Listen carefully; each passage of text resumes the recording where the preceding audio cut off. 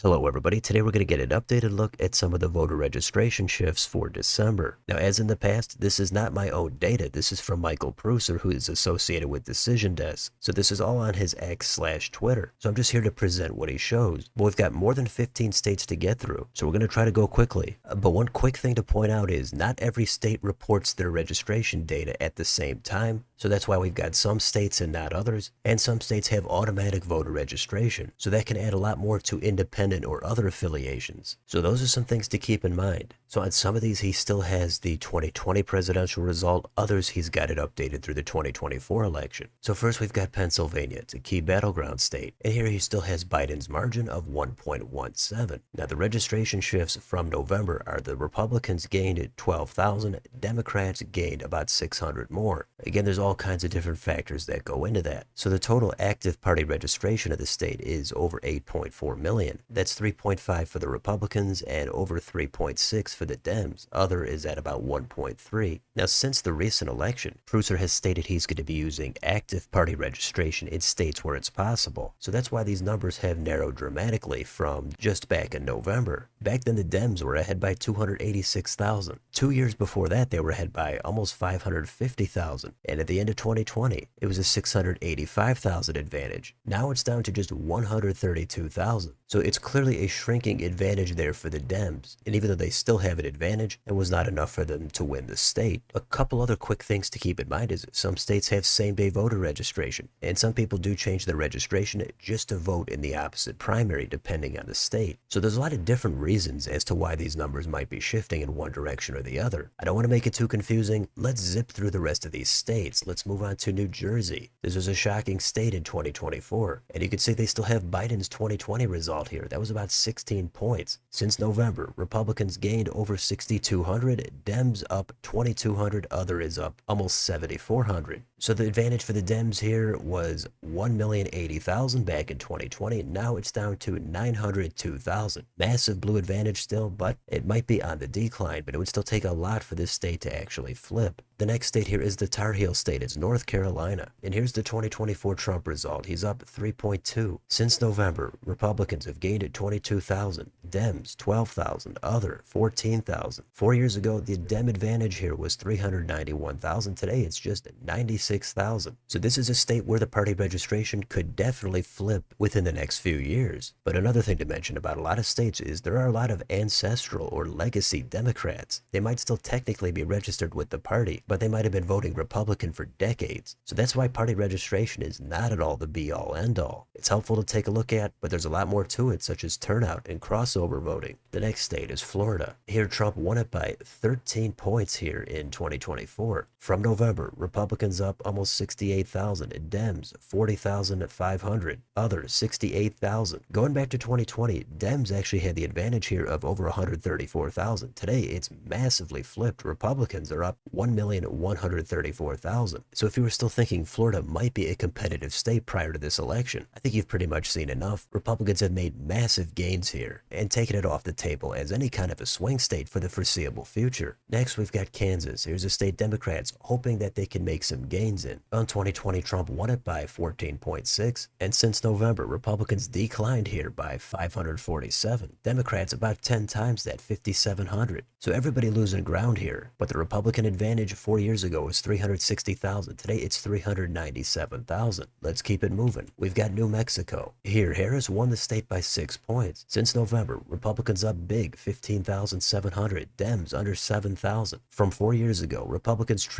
the Democrats by 185,000. Now they trail by 146,000. So still a moderately blue state, but we'll see what happens in the future. Next, how about Alaska? Trump won in the state here by 13 points, similar to Florida. Since November, Republicans up under 2,000, Dems over 400. 4 years ago, the advantage for the GOP was 67,000. Today, it's 73,500. Not a lot of movement here, just a little bit toward the right. Dems also, I think, expect this state to be potentially competitive in the future. Next, we've got Colorado, and Republicans here gained at 5,700, Dems 3,900. Back in 2020, Dems were up 100,000. Today it's 108,000. So not a lot, but it is a little bit bluer. What about Iowa? Well, Trump won it by 13 here in 2024. From November, Republicans up over 35,000. Dems under 19,000. Other is up pretty huge there, over 57,000. Back in 2020, Republicans had an advantage of just 22,000. Today it's up to 189,900. This state also looks like it having any shade of purple in it is long in the past, and it looks like it's solidly red. How about Utah? Republicans here gained 20,700. Dems 8,400. Other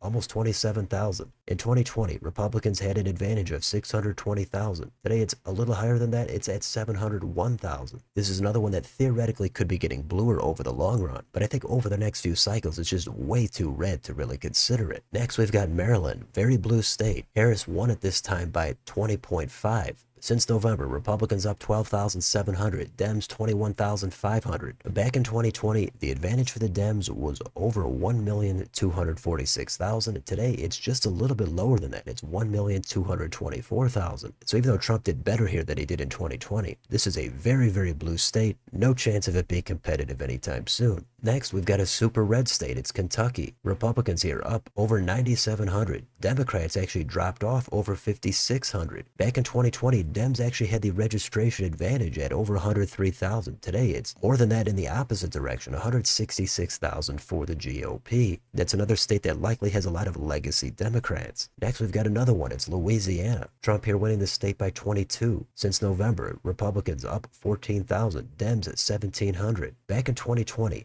Dems had the advantage here of 249,000. Today, it's an advantage of just 70,000. We think of it as a very red state, but again, a lot of legacy Democrats here. And given the rate that the Republicans are narrowing this advantage, it would seem like it's going to flip and Republicans are going to take the lead here in the next 2 or 3 years. Next, we've got Wyoming. Here, Trump winning the state by a gigantic 45.76. Republicans gained almost 30,000. Democrats gained over 5,400. Other is up almost 11,000. 4 years ago, Republicans had an advantage of 138,000. Today it's 193,000. I don't think there's much to say here. Extremely red state. It doesn't seem like anything's going to change here in the near to medium future. Let's do Idaho. Trump winning it here by 36.5. Republicans up 21,000. Dems 2,500. 4 years ago, Republicans were up 390,000. Now they're up 514,000. A lot of people moving to this state, especially from the West Coast. It looks like this already red state has continued to get even a little bit redder. Next, a blue state, Rhode Island. Here, Harris won the state by 13.78. Republicans up just 357, but the Dems dropped off 1,122. The Dem advantage 4 years ago was 222,000. Today, it's just under 169,000. Another state where it's just way too blue to think that it could actually be competitive in the next couple of elections. Next, it's Oklahoma. Trump here won the state by over 34. Republicans gained 16,400. Dems actually dropped off 178. 4 years ago, Republicans were up 389,000. Today, it's way higher than that. It's 635,000. Trump won every county in this state. I don't think there's much to say here. Another red state looks like it's going to stay very, very red. And finally, another state that Trump won every county in, it's West Virginia. He won the state by 30.9. Republicans here up a big 7,800. Dems pretty much stagnant, but they dropped off just 10. Other is up over 3,000. 4 years ago, again here, the Dems actually had the advantage of 8,500. Today, it's massively flipped and Republicans are up 147,000. So that's where we're at across a variety of different states. Looks like Republicans did have a lot more success. That's what we've seen when I've done these videos in the past. Again, there's different factors that go into that. Some states just report their data differently, and automatic voter registration might skew things as well. Then you've got ancestral Democrats, and plus, voter registration data is not going to tell you exactly who's going to win an election. There's always going to be crossover vote. There's always going to be different types of turnout. There's always going to be voter rolls that have yet to be cleaned. There's a whole lot there, but it looks like you'd rather be the Republicans here. They do seem to have made gains, even in blue states. So I'd put a little bit of stock into that, but not a lot. Maybe there'll be a resurgence for the Dems once Trump gets back into office and they're going to start getting their registration way up. Anything's possible. Maybe the trends continue toward the right. We'll keep following it as time goes on. But for now, let me know in the comments, what do you think about any of the registration shifts in any of these states? Now that it's after the election, does this give you any more insight? Which state surprises you the most? Do you wish all states reported their data the same? Let me know down below on your way out. Don't forget to like, share, and subscribe. Join if you'd like to support the channel. Thanks for watching, and I'll see you next time.